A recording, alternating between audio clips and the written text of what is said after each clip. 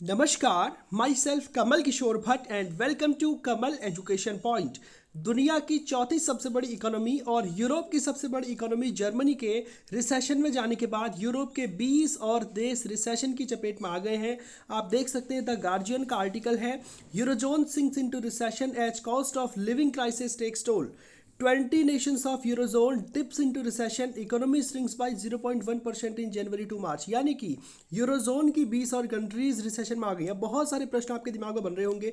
पहला प्रश्न तो यही बन रहा है कि ये यूरोजोन होता क्या है। आपने तो सुना होगा कि यूरोप के सारे देश एक संगठन में रहते हैं जिसका नाम यूरोपियन यूनियन यानी कि ईयू होता है। तो ईयू और यूरोजोन इन दोनों में क्या फर्क होता है। और उससे भी बड़ा प्रश्न ये आ रहा होगा कि रिसेशन यानी कि आर्थिक मंदी आखिर होती क्या है, किसको बोलते हैं आर्थिक मंदी। और तीसरा प्रश्न आ रहा होगा कि हम इस खबर को डिस्कस क्यों कर रहे हैं। तो ऑब्वियस सी बात है, खबर हम डिस्कस कर रहे हैं, इसका मतलब ये कहीं ना कहीं से भारत से संबंधित होगी। इसलिए रिसेशन अगर यूरोप में आता है तो इसका भारत पर क्या प्रभाव पड़ रहा है, पड़ेगा। तो इन तीनों प्रश्नों का जवाब आज मैं आपको दूंगा। तो सबसे पहला प्रश्न आपके दिमाग में आ रहा होगा कि यूरोपियन यूनियन और यूरोजोन इन दोनों के बीच में क्या फर्क होता है। देखिए, जब सेकेंड वर्ल्ड वॉर हमारे यहाँ पर चल रहा था उस समय वॉर का जो सेंटर था वो यूरोप था और यूरोप में लाखों करोड़ों लोग मारे गए थे उस समय। आप जानते हैं कि जर्मनी ने साम्राज्य विस्तार की नीति अपनाई थी हिटलर के नेतृत्व में। तो जैसे ही सेकेंड वर्ल्ड वॉर खत्म होता है वैसे यूरोप के सारे कंट्रीज ये बात समझ जाते हैं कि अगर हम अलग अलग रहेंगे, एक दूसरे से लड़ते रहेंगे तो बहुत पिछड़ जाएंगे और हम पूरी दुनिया में अपना प्रभुत्व स्थापित नहीं कर पाएंगे। तो हम क्यों ना एक पूरा का पूरा संगठन बना करके एक दूसरे के साथ मिलजुल करके रहें। तो इसी संगठन को नाम दिया गया ईयू। अब देखिए, इस संगठन को बनाने का उद्देश्य ये था कि कुछ कंट्रीज तो यूरोपियन यूनियन में बहुत बड़ी बड़ी थी, अगर ये सब के सब संगठन बना करके नहीं रहेंगे तो यूरोप में उन बड़े देशों का ही दबदबा हो जाएगा पूरी तरह से। और जो छोटे छोटे देश हैं ये भी अलग अलग रहेंगे तो ऑब्वियस सी बात, इनका कोई प्रभुत्व नहीं रहेगा। अब देखिए, यूरोपियन यूनियन के जितने भी कंट्रीज हैं इन सब की विदेश नीति एक ही होती है। तो किसी विदेशी मुद्दे पर आप 27 के 27 देशों को अगर आप एक साथ देखेंगे, इन 27 के 27 देशों का वोट अगर एक ही जगह पर पड़ेगा तो आप सोच सकते हैं कि ईयू की भूमिका अपने आप में बहुत बड़ी हो जाएगी और इंटरनेशनली भी ये संगठन अपने आप में क्या करेगा, डोमिनेट करेगा। दूसरा मैं आपको बताना चाहता हूँ कि अलग अलग अगर ये देश रहे तो सभी देश अपनी अलग अलग मिलिट्री रखेंगे, सभी देशों को अपना अंतरिक्ष कार्यक्रम, अपना परमाणु कार्यक्रम, ये सब कुछ अलग अलग करना पड़ेगा। लेकिन ईयू में अगर ये सब के सब देश एक साथ हैं तो ऑब्वियस सी बात है, अगर चांद पर कोई मिशन भेजेंगे तो साथ ही भेजेंगे, अगर इनका कोई भी उपग्रह भेजेगा तो सभी के सब देशों के लिए काम करेगा। जबकि अलग अलग अगर ये सब लोग करेंगे कि मेरा भी ये सेटेलाइट अलग, मेरा भी वो सेटेलाइट अलग, जबकि एक सेटेलाइट से पूरी की पूरी यूरोपियन यूनियन का काम बन सकता है। इन सब के 27 के 27 देशों को अगर अलग अलग होते तो 27 सेटेलाइट भेजने पड़ते तो प्रॉब्लम हो जाती। इस वजह से यूरोप के सारे देश जिनकी संख्या अभी 27 है, अभी यूके इससे अलग हो गया। आप जानते हैं ब्रेक्सिट, आपको इससे पहले पता होगा। और बहुत सारे देश चाहते हैं कि ईयू से बाहर आए, ठीक है।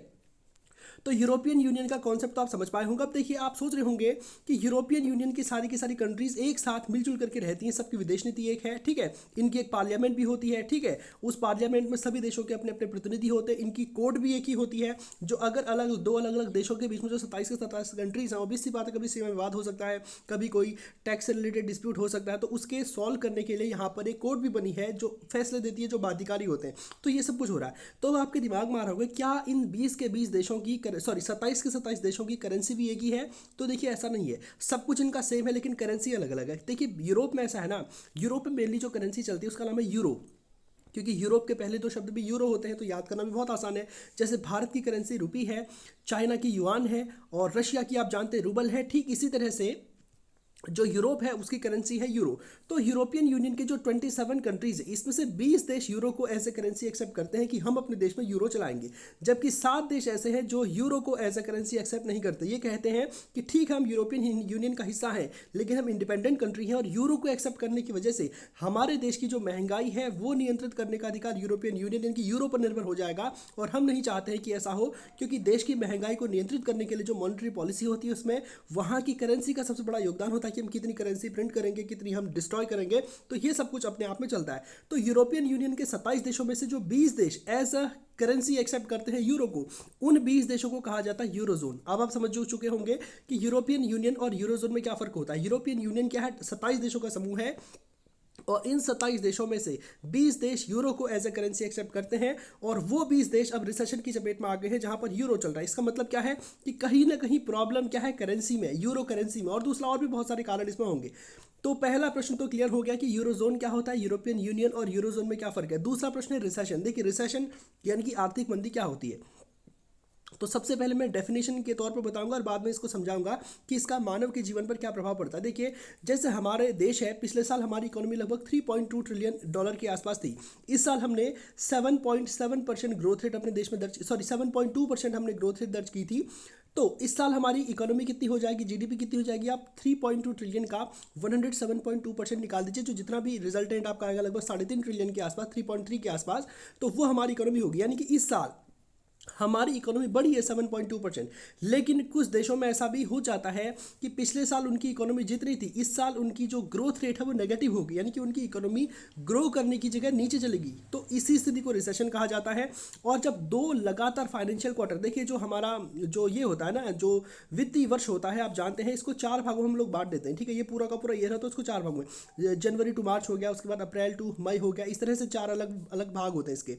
तो जब लगातार दो फाइनेंशियल क्वार्टर क्या होता है, 3 महीने का होता है, यानी कि अगर लगातार 6 महीने किसी कंट्री की जो ग्रोथ रेट है वो माइनस में हो, उसकी ग्रोथ रेट घट रही हो, तो ये डिक्लेयर कर दिया जाता है कि ये कंट्री किस में चली गई है, रिसेशन में चली गई है। ठीक है, भारत के साथ ऐसा बहुत कम हुआ है।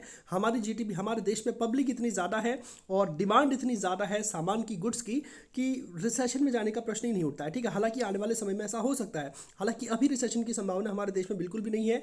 तो रिसेशन का मतलब क्या होता है, आर्थिक मंदी का मतलब क्या होता है, जब 2 फाइनेंशियल क्वार्टर तक लगातार किसी देश की जीडीपी ग्रोथ रेट नेगेटिव होती है तो डिक्लेयर कर दिया जाता है कि वो कंट्री किसमें, रिसेशन में। ये तो एकदम वैसी डेफिनेशन होगी, लेकिन प्रैक्टिकली इसका क्या मतलब होता है। देखिए, प्रैक्टिकली इसका मतलब होता है कि जीडीपी अगर नेगेटिव जा रही है तो जीडीपी के नेगेटिव जाने का मतलब क्या है कि वहाँ की बाजार में सामानों की जो डिमांड है वो क्या होगी, खत्म हो गई है, कम हो रही है धीरे धीरे। और सामान की डिमांड कम क्यों होगी, महंगाई बड़ी होगी और लोगों की पॉकेट में जो पैसे होंगे वो कम होंगे, लोगों की जेब में पैसे कम होंगे, बाजार सामान से भरा रहेगा, लोगों की पैसों में जेब में पैसे कम होंगे, तो ऑब्वियस सी बात है सामान को नहीं खरीदेंगे।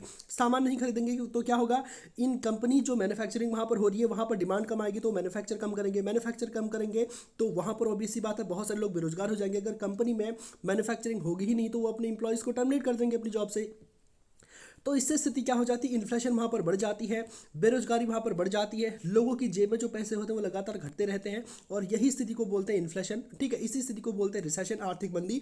और आर्थिक मंदी से बाहर निकलना किसी भी देश के लिए इतना आसान नहीं होता, क्योंकि वहाँ की जो गवर्नमेंट है, उसके बाद गवर्नमेंट को वहाँ के जो उद्योग हैं इनके साथ काफ़ी बड़ी तादाद में बहुत सारे सॉल्यूशंस निकालने पड़ते हैं। देखो सॉल्यूशंस कैसे निकलते हैं, जो उद्योग होंगे, ठीक, अब ऑब्वियस सी बात है इनको घाटा हो रहा है तो सही बात है कि सरकार क्या करेगी, इनसे टैक्स कम कर देगी, तो सरकार का रेवेन्यू कम हो जाएगा। पहले ऑलरेडी सामान कब मैन्युफैक्चर हो रहा था, तो सामान जब मैन्युफैक्चर होता है तो सरकार उससे बहुत ज़्यादा टैक्स लेती है। हमारे देश में जो सामान आता है ना, इसमें 30 से 35% के आसपास मिनिमम सरकार इससे टैक्स लेती है। हालांकि अब जीएसटी आ गया है तो लगभग 28% मैक्सिमम लिमिट इसकी है, लेकिन पहले से इससे भी ज़्यादा हुई करती थी।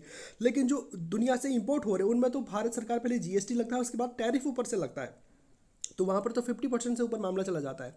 तो अगर कोई कंट्री रिसेशन में जाती है तो सीधी सी प्रभाव उसका गवर्नमेंट पर भी पड़ेगा, उसका रेवेन्यू कम होगा और रेवेन्यू कम होने के बावजूद सरकार को क्या क्या करना पड़ता है, इन उद्योगों के लिए अपनी नीतियाँ बदलनी पड़ती हैं, इनके टैक्सेशन में इनको राहत देनी पड़ती है। ठीक है, तो यही सब स्थितियाँ हो जाती है जिसको रिसेशन कहा जाता है। और रिसेशन में अगर एक कंट्री बुरी तरह से कभी चली जाती है तो उसका बाहर निकलना बहुत मुश्किल हो जाता है।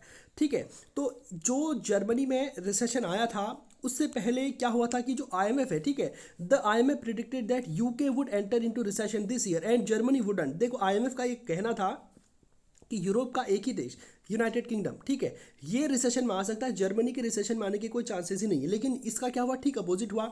The UK has escaped recession and the eurozone is now officially in one. The UK also had the fastest growing G7 economy in 2021 and 22। तो देखिए जो हमारी दुनिया के जो इकोनॉमिस्ट होते हैं आमतौर पर, ये आप देख पा रहे होंगे, ये जर्मनी है और ये वाला का पूरा इलाका क्या है, यूरोपियन यूनियन का। थोड़ा सा मिला है, इधर रशिया में भी चला गया है, तो ये जो इलाका है ना, ये यूरोपियन यूनियन का इलाका है, यहाँ पर यूरोप रहता है। तो रशिया के ठीक फ्रंट पे है और अमेरिका भी इससे ज़्यादा दूरी पर नहीं है, सीधा समुद्र से आप आसानी से यहाँ पहुँच सकते हैं। तो यहाँ पर अब आप एक बात को रियलाइज़ करेंगे, जो इंटरनेशनल ऑर्गेनाइजेशंस हैं और जो अंतर्राष्ट्रीय अर्थशास्त्री है, ये जो चीज़ें प्रेडिक्ट करते हैं ये 100% सही नहीं होती। ये मुश्किल से कभी कभार तुक्के सही लग जाते तो लग जाते हैं, लेकिन आमतौर पर अगर कोई भी देश अपनी विदेश नीति को निर्धारित करने लग गया, अपनी आर्थिक नीतियों को दुनिया के जो अर्थशास्त्री हैं इनसे या फिर जो आईएमएफ है इनके सुझावों के अनुसार करने लग गया तो बहुत मुश्किल हो जाती है। क्योंकि जितने भी सुझाव आईएमएफ के द्वारा दिए गए थे, जितने भी सुझाव दुनिया के अर्थशास्त्रियों के द्वारा दिए गए थे, सब के सब ध्वस्त रह गए। दुनिया ने कहा था कि यूके जाएगा, ब्रिटिशर्स की कंट्री जो है रिसेशन में जाएगी, और जर्मनी के चांसेस कुछ है नहीं, लेकिन उल्टा हो गया इसका। यूके G7 का सबसे फास्टेस्ट ग्रोइंग इकोनॉमी बन गया और जर्मनी रिसेशन में चला गया, और साथ ही साथ जो यूरोजोन है इनकी कंट्रीज भी क्या हो गई, रिसेशन में चली गई हैं। ठीक है, ये आप देख सकते हैं सबसे टॉप पर इसमें यूके रखा था। ठीक है, और जर्मनी के रिसेशन में जाने के कोई खास चांसेस थे नहीं। ठीक है, लगभग 50% के आसपास के चांसेस थे, लेकिन ये वाला कंट्री सर्वाइव कर गया और ये जो है डूब गया, और नीचे के कंट्रीज डूबने वाले बहुत सारे बहुत सारे। अब आप सोच रहे होंगे कि यूरोप आखिर रिसेशन में गया क्यों, क्या कारण होंगे इसके। तो देखिए, यूरोप के रिसेशन में जाने के कारण है रशिया और यूक्रेन के बीच में वॉर होना, और यूरोप को यूक्रेन का सपोर्ट करना बहुत महंगा पड़ गया। देखिए, लड़ कौन रहे हैं फ्रंट फुट पे, एक तरफ रशिया है और दूसरी तरफ क्या है, यूक्रेन है, और इसमें जीत रहा है अमेरिका साहब। अमेरिका कैसे जीत रहा है मैं आपको बताऊंगा। और डूब कौन रहा है, यूरोप डूब रहा है फाइनेंशियली, क्योंकि अमेरिका, आप जानते हैं जब सेकंड वर्ल्ड वॉर खत्म होता तो अमेरिका ने इस यूरोप को इतना लोन प्रदान किया, इतना लोन प्रदान किया, बदले में अमेरिका ने सिर्फ एक चीज ली कि हम जो भी कहेंगे तुम हाँ में हाँ मिलाओगे। ठीक है, हम कहेंगे दिन है तो दिन है, रात है तो रात है, ये वाला सीन था। तो यूरोप क्या है कि सेकंड वर्ल्ड वॉर के बाद से कुछ यूरोप की कंट्रीज है, फ्रांस है, उन लोगों का अलग मत होता, लेकिन अधिकांश जो छोटे मोटे कंट्री हैं उनका और अधिकांश देशों का यूरोप के यही मत होता कि अमेरिका जो कह रहा है वो बिल्कुल सही कह रहा है। ठीक है, क्योंकि नाटो में सबके सब अधिकांश इनमें से देश जो नाटो में है वो अमेरिका के साथ गुट बनाकर रहते हैं। तो अमेरिका के कहने पर यूरोप ने रशिया पर जो सैंक्शंस लगाए उससे ऑयल और नेचुरल गैस परचेज करना बंद कर दिया। तो कहीं ना कहीं उसके बाद इनको बहुत महंगी तादाद में ऑयल और नेचुरल गैस जो है खरीदनी पड़ी, जिससे अचानक से इनकी इकोनॉमी में ज़बरदस्त उछाल आता है, चीज़ें महंगी हो जाती हैं, और ये कंट्रीज़ कहाँ पर चले जाते हैं, यूरोपियन इस पर चले जाते हैं। आपने हाल ही में अमेरिका के एक सीनेटर का इंटरव्यू बहुत ज़्यादा वायरल हुआ था, जिसमें वो जेलेंस्की के साथ बातचीत कर रहे थे और कह रहे थे कि तुमने बहुत अच्छा काम किया, रशियंस मर रहे हैं, बहुत ही बढ़िया हुआ, हमारा जो सबसे बड़ा दुश्मन रशिया है उसको तुम मार रहे हो, तुम बहुत बढ़िया कर रहे हो। देखो, इसमें हुआ ही है ना, रशिया बहुत ही ज़्यादा कमज़ोर हो चुका, उसके लगभग 2 लाख से ऊपर सैनिक उसके मारे जा चुके, और किसी भी वॉर में 2 लाख सैनिकों का मारा जाना, एक छोटे से कंट्री पर आप अटैक कर रहे हैं, इन्वेट कर रहे हैं, और वहाँ पर तुम्हारे 2 लाख सैनिक मारे जाए और कब्जाने के लिए तुम्हारे पास 2-3 शहरों के अलावा और कुछ खास तुम्हारे हाथ नहीं लगा, तो इससे साफ पता चलता है कि रशिया अब सिर्फ दिखने का रह गया है, इसके अंदर वो पोटेंशियल, वो दम बिल्कुल नहीं है। दूसरा, अमेरिका और यूरोप ने इस पर इतने सैंक्शंस लगा दिए हैं कि आने वाले समय में रशिया कोई बहुत बड़ा कंट्री एक तरह से हम इसको नहीं कहेंगे, हालांकि इसके पास न्यूक्लियर वेपन है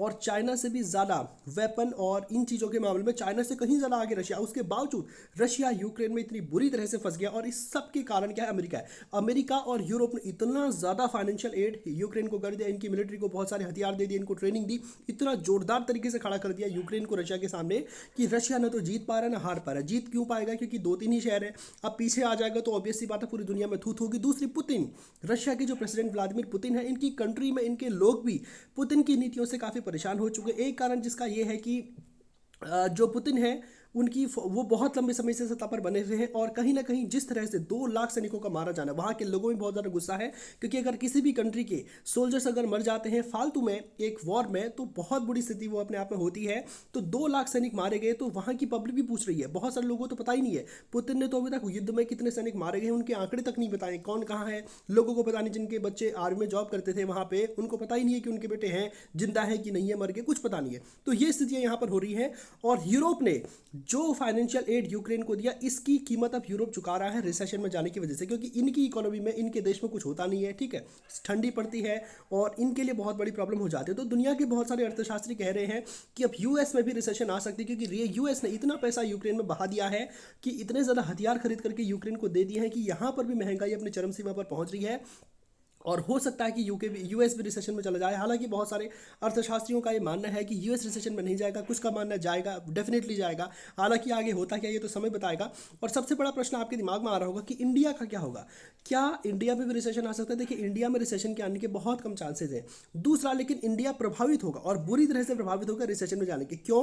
क्योंकि इंडिया से बहुत बड़ी तादाद में सामान का एक्सपोर्ट होता है यूरोप में। ठीक है, ईयू में बहुत बड़ी तादाद में सामान एक्सपोर्ट करता है भारत। अब तो आप जानते हैं कि यूके के साथ फ्री ट्रेड एग्रीमेंट को लेकर डील चल रही है, हालांकि वो अभी तक सॉल्व नहीं हो पाया, और उसको सॉल्व होने में बहुत समय लगेगा, लगभग 2030 से पहले पहले अपने आप में पॉसिबल नहीं है, भले ही साइन आज ही कर लिया जाए, लेकिन फिर भी 2030 के आसपास उम्मीद करते हैं कि शायद ईयू के साथ हमारा या फिर यूके के साथ हमारा फ्री ट्रेड एग्रीमेंट हो जाए, एफटीए हो जाए। तो इंडिया बहुत बड़ी तादाद में गुड्स को एक्सपोर्ट करता है ईयू में, और भारत को फ़ायदा भी होता है यहाँ से जो है एक्सपोर्ट करने में, क्योंकि यू के साथ जो हमारा ट्रेड होता है उसमें हमको फ़ायदा होता है, नीदरलैंड के साथ जो ट्रेड होता है उसमें हमको फ़ायदा होता है। तो अगर यूरोपियन यूनियन रिसेशन में जाएगा, यहाँ के बाज़ारों में डिमांड कम हो जाएगी, तो भारत जो सामान यहाँ को भेजेगा उस पर भी प्रॉब्लम आएगी। और दूसरा क्या होगा, आज तक ईयू को जो हम व्यापार कर रहे थे, अगर यहाँ पर हमारी कमी आती है तो हमको कोई दूसरा पार्टनर ढूंढना पड़ेगा जिसके साथ हम व्यापार कर सके। तो ऑब्वियस सी बात है, इंडिया अफ्रीका में जाएगा तो हमारा जो बचा बना बनाया कारोबार है ईयू में वो हमारा चौपट हो जाएगा अगर ये कंट्रीज रिसेशन में जाती है, ठीक है। और अगर भारत को दूसरा पार्टनर नहीं मिल पाएगा तो भारत की भी जीडीपी ग्रोथ रेट में क्या होगा, गिरावट दर्ज होगी, क्योंकि इन देशों के साथ जो हम व्यापार करते हैं इनसे हमको क्या होता है, फायदा होता है। तो उम्मीद करते हैं कि आने वाले समय में यूरोपियन यूनियन की जो मेजर कंट्रीज हैं वो 1-2 साल में रिसेशन से बाहर आ जाए, ठीक है। तो उम्मीद करता हूं कि आज के सेशन में जो बातें आपको मैंने बताई हैं वो आप ठीक से समझ पाए होंगे। तो आज के सेशन को ही पे समाप्त करते हैं। धन्यवाद।